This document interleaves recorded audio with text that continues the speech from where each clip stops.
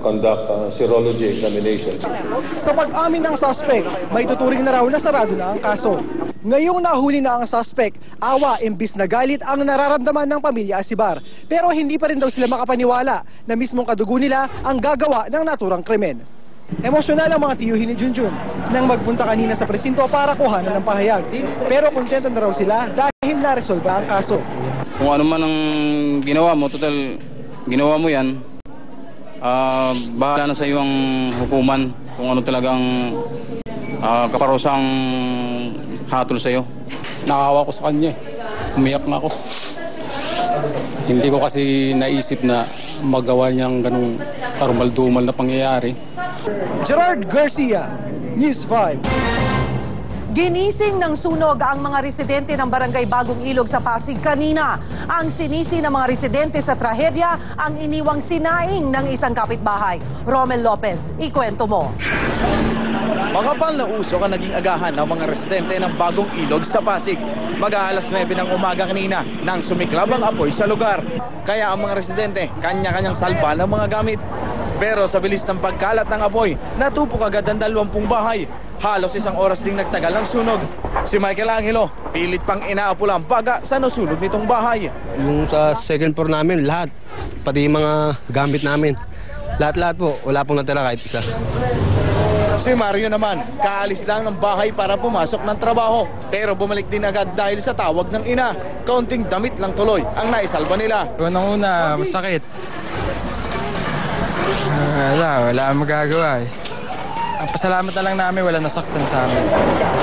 Iniimbestigan pa ng Bureau of Fire Protection ang tunay na pinagmula ng sunog.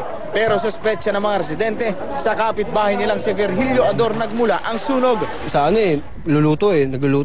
Tapos umalis daw yung nagbabantay. Pagbalik niya, malakas yung apoy.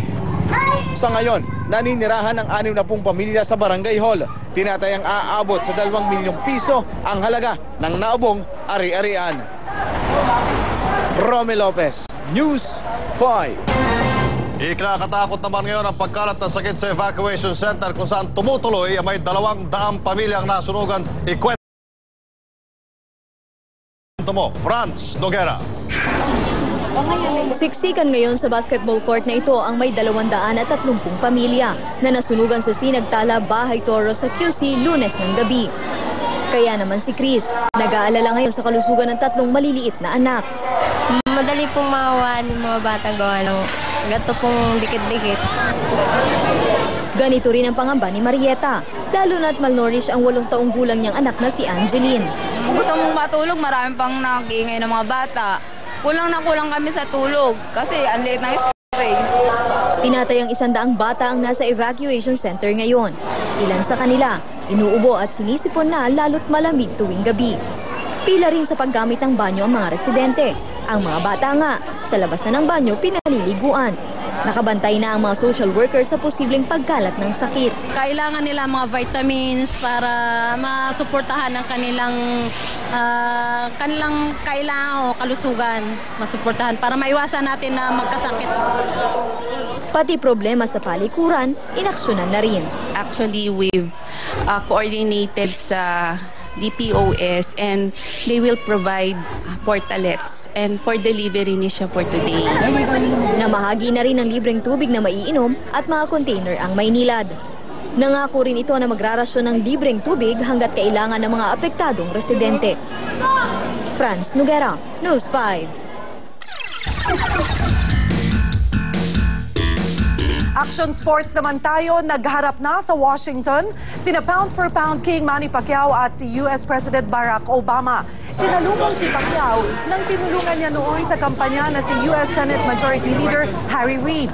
Pagkatapos niyan, pribadong nagharap sina Pacquiao at Obama.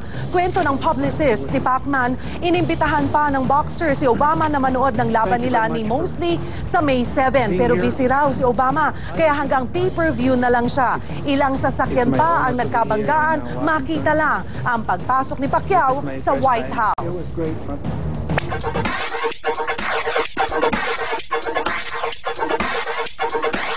So Showbiz action naman tayo. Rumaraket na ngayon bilang concert producer si Marvin Agustin.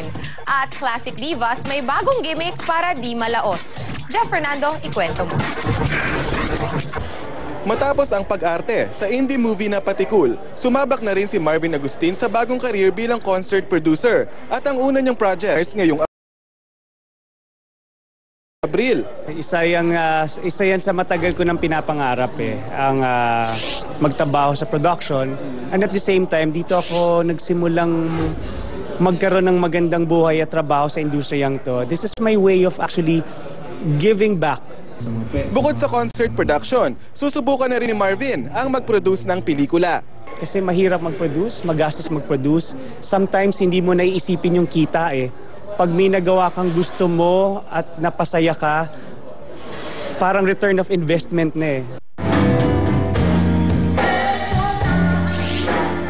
Di pa rin kumukupas ang Classic Divas na sina Pilita Corrales, Carmen Soriano at Carmen Patenya kahit halos 5 dekada na silang kumakanta. Para makarelate sa younger crowd, kumakanta na rin sila ng mga usong kanta ngayon. Pero iba pa rin daw ang kanilang signature hits. Mas gusto namin yung old songs, beautiful melodies. At dahil katatapos lang ng Valentine's Day, kinamusta rin namin ang kanilang love life. Complicated daw ang status ni Pilita, habang single pa rin si Carmen Soriano. Si Carmen Patenya naman, Ako, iniinuman yan Jeff Fernando, News 5. Susunod sa aksyon, survivors na Luneta bus hostage taking, idinetalya ang kapalpakan ng Philippine authorities sa Luneta hostage crisis. Umano'y blubok ng Dominguez Carnap Group. Hawak na ng gobyerno. Mga taga-LTO at PNP na padrino ng mga carnapper, bistado. At ang mga mukha ng Presidente at Congressman nilagay sa maskara. Abangan yan sa Makata Super Video!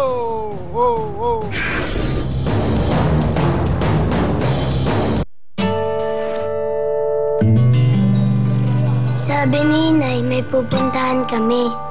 Sabi ko, saan po? Sabi niya,